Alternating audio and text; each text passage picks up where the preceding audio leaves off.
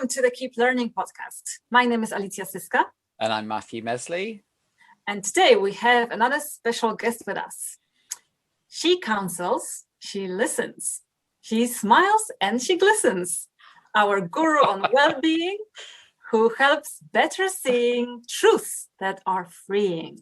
A warm welcome to Alex Way. Thank you. That's lovely. I do like that little introduction. That's it. Yes, my name's Alex Way, and I'm very pleased to be here today. And would it be helpful for me to tell you a little bit about myself? Yes, please. Yeah, that'd be great. So I'm from the counselling service, and I have a kind of specialist area that I work in, which is actually trauma. But I also deal a lot with a huge part of trauma is actually anxiety and low mood and stuff. So yeah, I have some information to bring about that as well to this. Perfect, because that's exactly what we wanted to hear, because today's topic is that anxiety, and especially anxiety in the university context, but not necessarily just limited, because obviously it's just something that permeates our life. And this is where I wanted to start, Alex, actually, because we live in times of unprecedented prosperity, right? Comfort, no wars or plagues. Well, scrap that. Yeah. But we do have a plague. But the proverbial saber-toothed tiger does not chase us up down the street, or, when we go for a walk. We can predict the weather. We can, stock up for winter. We have rights that protect us from oppression by our government. Yeah, we have the freedom to pursue our goals. We have all of these things, and yet we seem to suffer more than ever with anxiety. Why do you think that is? Well, I think you kind of put your finger on something there, that all of these things don't happen now, but actually these are all kind of things that have happened to human beings. And we have developed, I suppose, through millennium or however long it's taken for human beings to develop. And the reason that human beings have been so successful actually is because they've managed to survive some of these great kind of events that happened. And the reason that they've managed to survive that is because they've been able to be wary and to be able to keep an eye out and know. And I suppose this is where we come to our survival instincts, and our survival instincts are very primal and would have been absolutely essential in facing down that saber-toothed tiger, that we would know where it would be, we would know when to fight or flee away from it. And you're right, there aren't saber-toothed tigers, but actually we have the same chemical, the same adrenaline going through our system now as if we were being chased down by a saber-toothed tiger. So you could say that when we have a difficult experience that makes us anxious, and we get all that flood of emotion or flood of adrenaline going through us, it's the right kind of response, but just to the wrong situation, really. So, we're having as much adrenaline going through us when we do a presentation where there's not actually any perceivable danger as if we were being chased down by a saber-toothed tiger. Yeah. Quite uncomfortable, really. Yeah, but at the same time, because I love this evolutionary explanation and how, it's just our biology. That's what our biology does to us. Yeah. But what I really love about it the most is that it reveals a fairly positive aspect of anxiety. Yeah, it has a role. It's protecting us against something. Absolutely. So how can we use it then positively?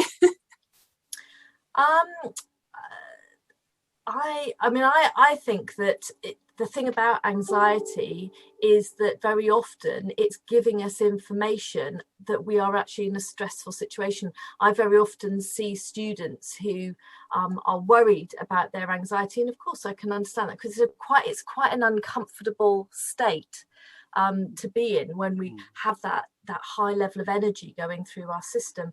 But it's also something that we can use. I suppose, how can we use it? I think understanding that anxiety is a necessary part of our function as well. I kind of think, well, I probably wouldn't get out of bed in the morning if I didn't have a bit of anxiety about getting to the place I needed to be and doing the presentation that I needed to do, and actually understanding that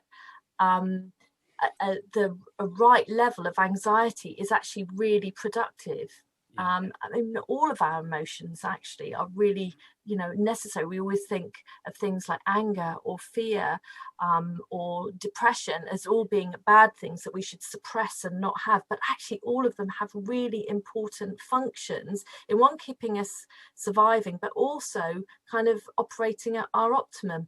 These things just become a problem when they go out of balance, when we get stuck in a particular phase. So actually anxiety is great for making sure that we get somewhere on time, that we get our work done, that we meet a deadline, and we get that adrenaline that helps us have the energy and the motivation to do things. So we can harness that, but you're right, we kind of have to be a bit aware of when it goes out of balance. It's getting the right balance, isn't it? I know that when I was a student, sometimes I would even leave assessments to the last moment, occasionally to almost spur me, to push me to do them. Absolutely. But that doesn't always work, does it? Sometimes, occasionally it can, but other times it can put so much pressure on you then to perform. It can stop you even starting or producing something that would be of a good quality. Yeah. And some of it can be learned as well. It's kind of learned behaviors, I suppose, or patterns that we've got into as well. And a lot of it is very unconscious. I mean, I think that's the thing with dealing with a lot of trauma, as I do. That what I like to explain to people is that a huge amount of how we react to situations is actually in our unconscious. It's not in our conscious mind. We're not consciously deciding that. So if we are able to spot when we do those things, when I seem to be creating stress for myself in this situation, I wonder what my motivation is there, and having a bit of insight into doing that, it starts to put you on a path to being able to make some changes to that and adapt yourself more appropriately, I suppose, as we mature. I mean, it's a maturing thing sometimes, isn't it? Learning new things. And it also kind of indicates that anxiety is not just one thing, right? We can't say, I mean, I suppose there is a definition, there are probably multiple definitions of it, but I would expect that it's really varied and diverse, and people have such diverse experiences, right? That maybe, so I once listened to this TED talk by Jordan Roskopoulos. I'm sorry if I'm mangling her name, but anyway, so what fascinated me with that talk was she was talking about how she loves speaking on the stage. She absolutely, finds herself in it, and she has no stage fright, no anxiety whatsoever about it. But all the preparations that took her, that were necessary for her to deliver that talk, like having a coffee with someone, writing an email, phoning up one person to have a conversation, that was absolutely unacceptable for her. It was laden with anxiety. Yeah, so it's amazing, because we usually say, oh yeah, everyone hates public speaking, so it's natural to have anxiety around that. But actually it can be very little things, like raising your hand in a classroom, or having a conversation with your tutor, or even seeing people on Zoom. Yeah, all of these can have different levels of anxiety involved in them. Absolutely. And different things will have hugely different effects, and we show anxiety in very different ways. In the same way, for some people it can be an incredibly physical experience, and you can see somebody trembling or shaking or breaking out in a sweat, or they lose their voice, they literally lose their voice, or can actually get physical pain in their body as well. And for other people it might be a much more kind of psychological effect, like they get brain fog. And I kind of think, well, actually that's part of the fight or flight response. Again, from a trauma perspective, I'm very aware that when people are in shock, their brain will literally go offline. And if you're going into an exam, I mean, I've had that, because I've been, I am not a particularly academically hot when it comes to going into exams and writing a paper. And I can remember really vividly opening a paper, suddenly I'm in shock and my brain has gone offline. I can't even remember my own name at that point. But actually what you learn is, okay, right, this is a stressful moment. I need to breathe. I need to take a breath. I need to just ground myself. I just need to bring myself back into the room, calm down, and actually then gradually the doors open and some information will be coming in again. So there's all of these different ways that people respond to or are affected by anxiety. It affects relationships, it affects how we eat, how we sleep. All of those things are hugely impacted. Do you think, I know that, again, we're not being attacked by saber-toothed tigers, but do you think there's also sort of like an ongoing low level sort of anxiety or worries about sort of, in terms of academic pressures or what students might do after university or what like job they're going to sort of go into? Do you think that's the sort of thing that is also, as well as those kind of everyday worries?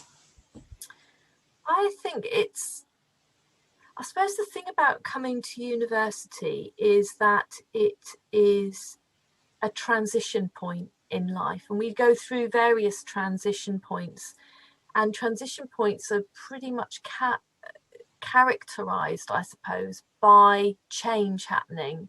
And as human beings, we're not that keen on change. We like to know that things are going to be predictable and what's going to happen, and that kind of regulates and calms ourselves. And actually inherently coming to university, moving from, if you like, childhood into adulthood, becoming independent, that's a very anxious making process, having to take care of your own money, feeding yourself, doing all of the practical things as well as doing the academic work, and then having deadlines and expectations on you, and then you're going to be moving out of university into your future life. Well, each one of those stages, you're just kind of getting used to one bit when it's going to be change again. So it's an incredibly uncertain time. I think it's probably the reason that, they say, I think something like 20% of students report anxiety. I'd say actually most. In fact, I think 25% just report.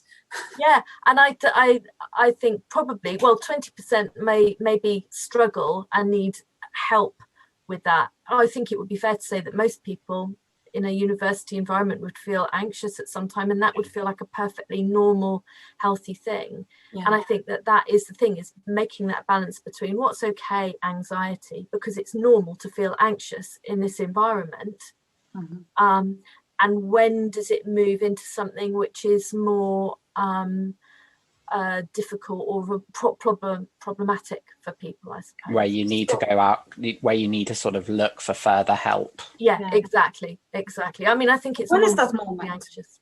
Pardon? Sorry, when is that moment, would you say? When is the moment to seek help? I suppose that it's different for different people, because I think different people will have different tolerances and different resources and different ability to cope with that. There might be some people who are of a highly anxious nature. It's all, is it, do we learn something, or is that just naturally how we are in our lives? There would be some people who are just naturally anxious people, and they have to manage all the time their anxiety. There'll be other people who are actually quite able to go into all kinds of difficult situations, challenging situations. I know paramedics or people training medical professions, whatever, and actually they may have a really high tolerance for being able to deal with a lot of anxiety, whereas other people may be much more sensitive to that. But I suppose it's when something becomes uncomfortable and then it kind of gets stuck. It's kind of how I see it. It's like, how long has this been? Those are the questions I would be asking. How long has this been going on, and how much is this stopping you being able to get on with your normal life, being able to sleep, being able to eat, being able to have relationships, and being able to get on with your academic work? And once it starts interfering with those things so that you can't do it and it's upsetting, then that's probably the time to be thinking about getting some help. That's a really good way of putting it, thinking about it, because there's a lot of emphasis on self-help, isn't there, and sort of like the things that you can do. But I think, like you said, when you sort of when you're sort of coming to it and thinking, oh, this is actually having a damaging effect on my sleep or my health or the personal relationships I have, then it's really important to reach out.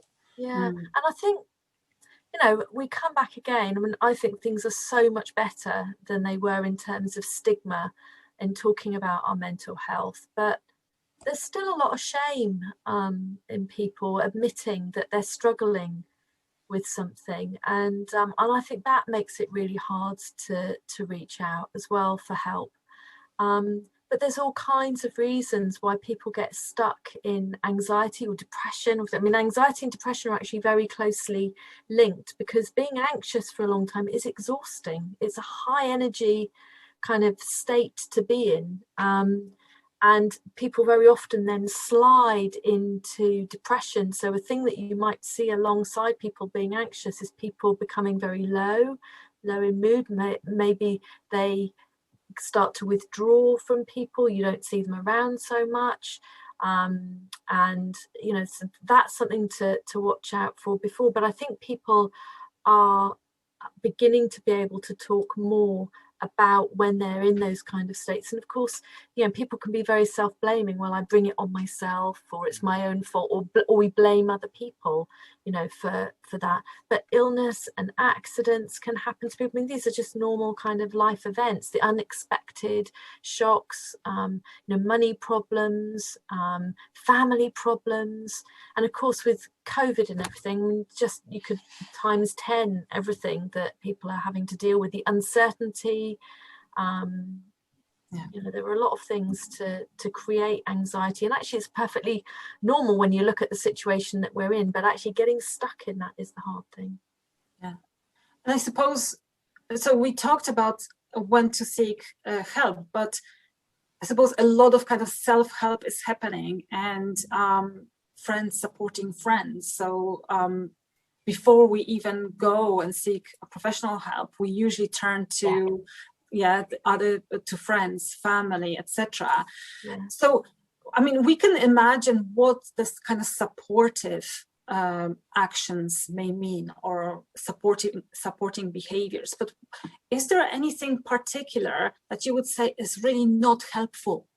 So if someone turns to you with anxiety, what is not helpful to do if we want to actually help them? I suppose one of the first things that always springs to mind with a question like that is judging somebody. You know, is kind of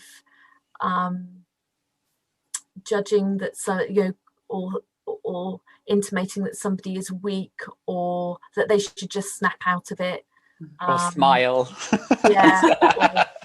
be like, get over it. Exactly.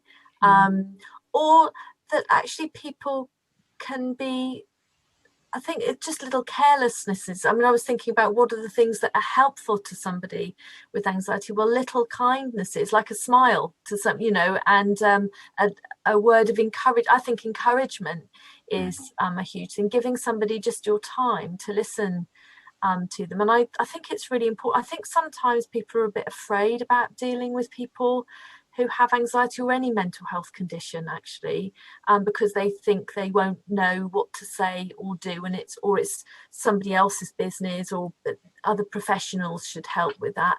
And very often, if you just think about how you're feeling yourself, if you're feeling a bit low, or a bit upset about something, somebody just giving you the time to ask how you are and really listen to that is gold dust, really, and can make all the difference. You don't have to, in fact, that's the thing, is not trying to solve somebody else's problems, actually giving them the space and time to talk things through so that they can think things through for themselves.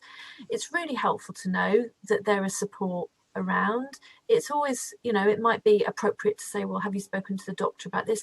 Remember that the student support service, the hub, is there for students who are having any kind of problem at all, and there is support immediately available. I think people always worry about, oh, well, will I have to go on a waiting list for a counsellor? You do not have to wait for somebody to speak to somebody for support from the Student Hub. There's an online referral that people can fill out 24/7. That gets looked at the very next day, and then we will decide if that person urgently needs to be seen. They'll be spoken to the next day.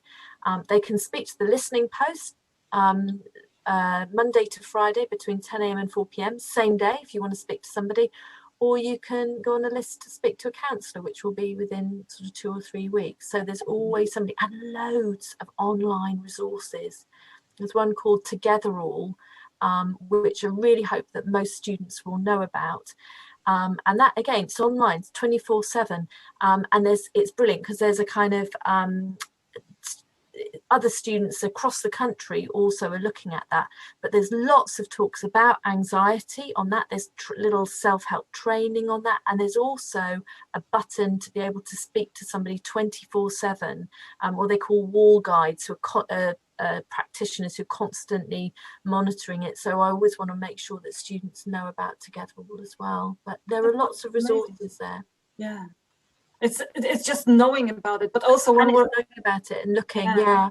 But it's also when you're anxious or when you're faced with a problem, it's not always your first thought to seek help, right? And to do research about what's available. So it's that challenge as well, isn't it? To know. And that's where your friends can help. So actually, we run a course called Look After Your Mate. And I think, it'd be lovely for students to have that kind of understanding of how they can help each other. And actually a really good technique for helping our own mental health is helping other people. Volunteering, and not just around mental health, but doing anything to help others actually is about connecting. Connecting is a really, it's a basic need, human need, is that need to connect with others, which is something that we're finding so difficult at the moment, isn't it? Yeah. Have there been fewer opportunities, do you think, for students to do that then in the last year or so? Well, I think so. I mean, they're not, clubs and societies haven't been able to be run on the same basis, have they? So the way that people would have connected kind of socially is different. And also, probably the opportunities for volunteering are changed as well. I mean, I think there are, opportunities, but of course it doesn't suit everybody meeting up online like this, does it? And some people are really anxious about going out and being around other people. So incredibly challenging. Yeah, and I suppose it even goes beyond connecting into that area of going beyond yourself. Yeah, because I think it's very easy to get wrapped up in our own problems and thoughts, and especially I suppose the idea of intrusive thoughts in particular. I really like this Jonathan Abramovitz, the professor of psychology at North Carolina. He talks about intrusive thoughts being, and I'm quoting, normal brain farts. That's a brilliant, yeah. And he basically is saying that it's just so normal that the brain, that's just what the brain does. The only thing we have is our mind. It's the mind that provides us with a link to reality and filters everything out, but also colors it and makes it sometimes maybe scary.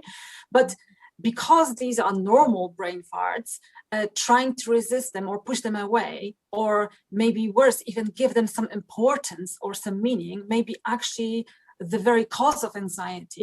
That just by listening to them and focusing on them, we're kind of perpetuating that anxiety loop.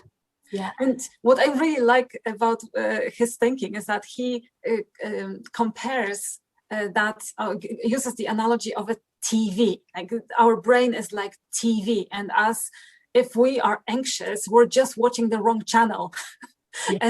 and all we need to do is switch the channel, but we don't necessarily know how, or where that remote control is to switch the channel. Well, you kind of touch on mindfulness as well with that is like which is really useful for dealing with anxiety, and it is about some self-awareness, and it is about giving ourselves that message that actually these thoughts are perfectly normal, but actually that doesn't make them go away. But actually, if we can start to develop, and you have to practice stuff, that's the other thing, is that sometimes people become a bit hopeless. They can learn stuff like that and then they don't go away and do anything with it. So I do quite a lot of teaching people self-soothing exercises, which is another thing which is really important, because I think sometimes, it's really important we kind of understand that babies need soothing. Yeah, and babies have to learn to self-soothe, to help themselves to go to sleep, to calm down.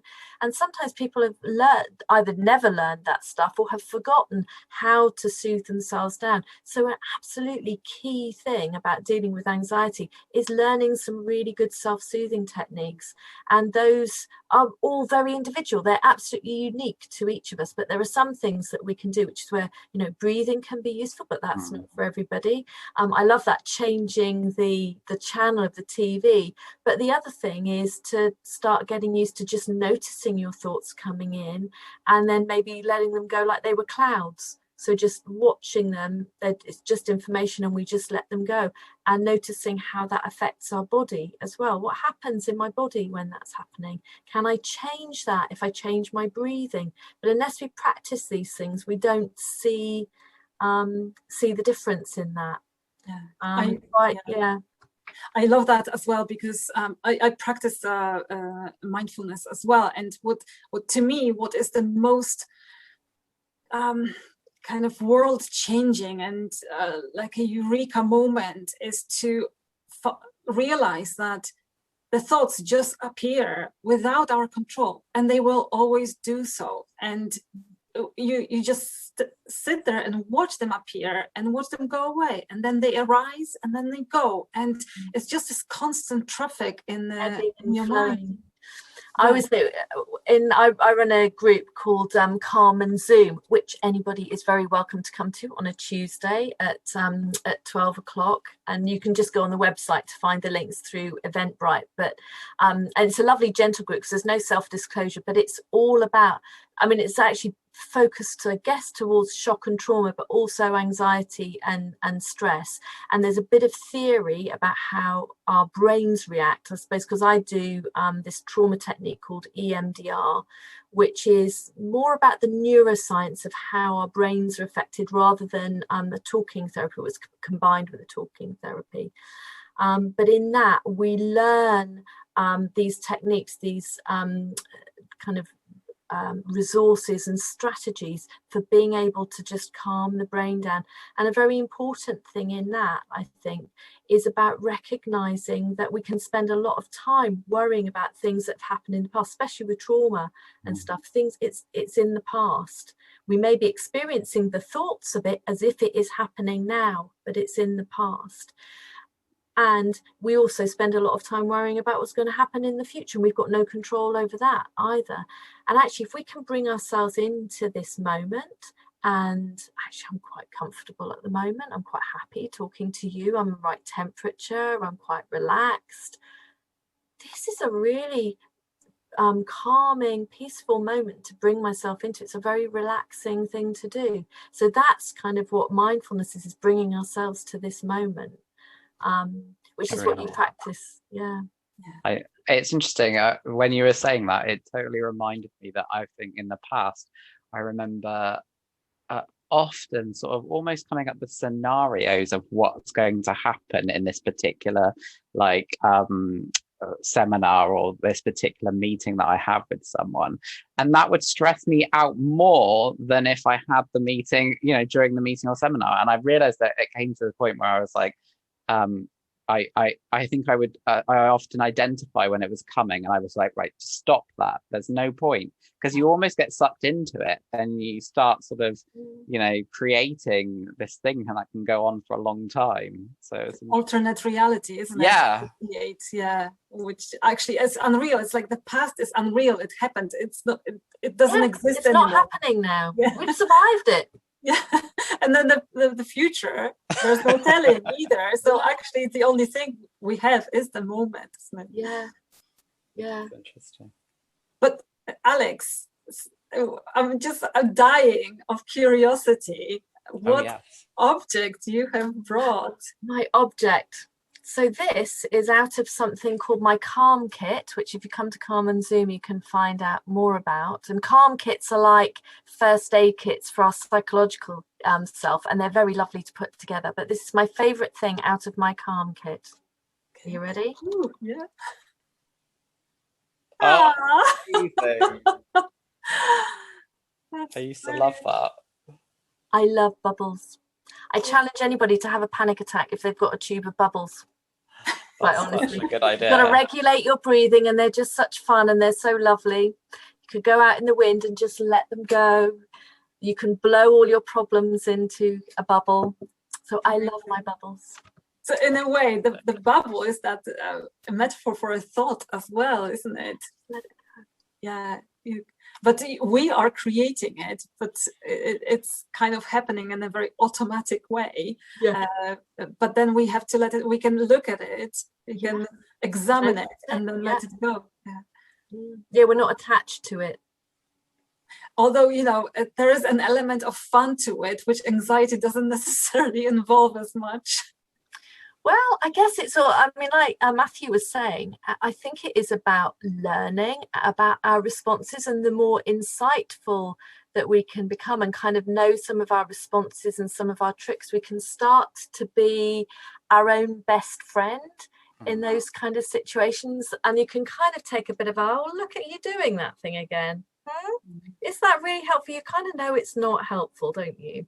It's about you can even write a letter. I mean, this is something again we do in Calm and Zoom, which is write a letter to your future self when you're going to be doing that thing that you do, but leaving yourself no deadline. What would you like to say to yourself at that time? What do you need to hear when you're doing that? And you can actually be your own best advisor at that time. And that's because it's a very compassionate thing. I mean, to me, actually the way to deal with any mental health issues, I start with being compassionate to ourselves, because all of us are doing our best.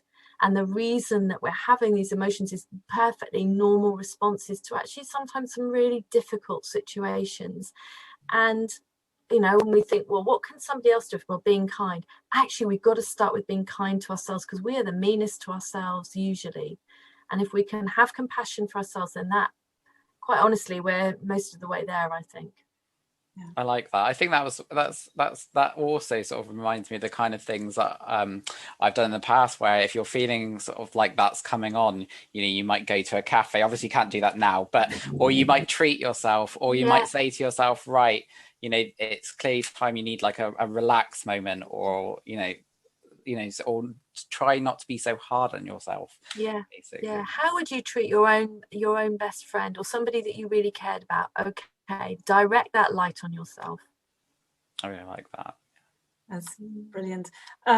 So what I see in that also is, in a way, we need to accept, there's a level of acceptance that anxiety is always going to be there with us. It's never going to leave us. It's just part of life.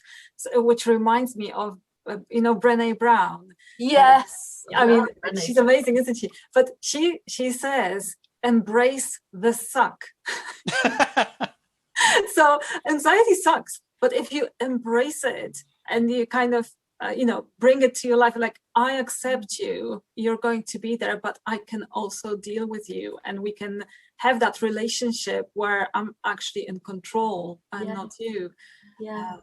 And also then we get rid of that feeling that there's something wrong with us, or there's something bad about us having those feelings. It's like anxiety is normal, and we all have it. And the more familiar we get with how we deal with that, the more comfortable we're going to be with it. Yeah. I think there's still a lot of, I suppose there's a lot more sometimes people need to sort of know that it's normal, don't they? Yeah. I still get that sort of impression sometimes that people don't. So, and I suppose the thing is, it's so uncomfortable when you have it, isn't it? You don't want to. It's a bit like, having a bad day. We kind of all know we get bad days and that they will pass. But when you're in it, it feels like you're in it forever, doesn't it? It is, you kind of have to get into that bit. This will pass. And it's not just that you're in it and you're in it forever, but that you are the only person in the world going through it. But actually we all do it. We all are anxious about one thing or another, and maybe not everyone about the same thing, but everyone has their anxieties about things. I think it's really important to talk about as well. I mean, I'm really glad we're having this conversation, because we can, even in this little group here, we can identify with each other's anxiety and that we have that as well. But, for students, I really love when they have the opportunity to be in a group, and it can be really scary coming to a group if you have anxiety because of that fear of being judged, or that other people won't know what you're talking about. But my experience has been in the groups that I've run is what a relief people get from hearing other people's experiences and identifying with that, and sometimes helping with their own perspectives on that. I love that. Being in a group is good, I think. I love that part of our job, Alexia and ours job, is having that space sometimes in sessions where it is just about like talking about anxieties, about assessments, or like, what they might be worrying about. And I think sometimes it's about having that space just to be able to talk about, I'm not sure what my lecturer wants, or I'm not sure if this is the right approach, kind of thing. And that always reassures them, I think. To talk about it. Amazing. I feel like we could talk a lot more about it. Absolutely. Because there are so many avenues we could take in terms of how relevant it is to students and to our lives, and how to kind of use the skill of dealing with anxiety for life, because it's a life skill, isn't it? It's not just I think that's the important thing. I mean, I always think it's interesting what people's perspective of counselling is, because I sometimes think people think, right, I'm going to go to counselling and sort my problems out and get rid of my anxiety. And I have a completely different view, in that I feel like when we have these difficulties, when we have these challenges in our life, it's an opportunity. Having a problem, having a difficulty, having a challenge is the opportunity to learn about ourselves, to learn how we are with these big feelings, these challenges, because actually that is what life is full of those. And I hope that when people come to university, going away with good academic kind of achievement is one thing, but going away as a rounded human being who knows how to deal with the ups and downs of life and has resilience to be able to bounce back when they've had emotional, psychological, physical challenges is really important. And hopefully that's what counselling helps people to do, is have that insight, have that courage to look into themselves, and learn, as you say, skills for life. So could we, I know it's a cheap shot to ask you for one piece of advice, one golden nugget to leave us with, but I'm still going to use it and still going to ask you, if you had just one thing to leave the listeners with, what would it be? What would be that golden thought? I think that we touched on it when we were talking about self-compassion. For me, I think that it's about being kind to yourself. We have to have courage to go through life, and what we can offer ourselves and others. I think actually the thing I do most as a counsellor is actually offer encouragement. Because I think people are doing the best that they can when they're dealing, our responses to things are about trying to get through things the best that we can.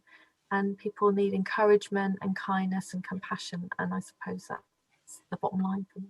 That's a wonderful last thought, I think. Yeah, brilliant. Thank you so much, Alex. That was really what a pleasure. Delightful. It's been so lovely. Thank you. Yeah. Thank you for inviting me. It's lovely.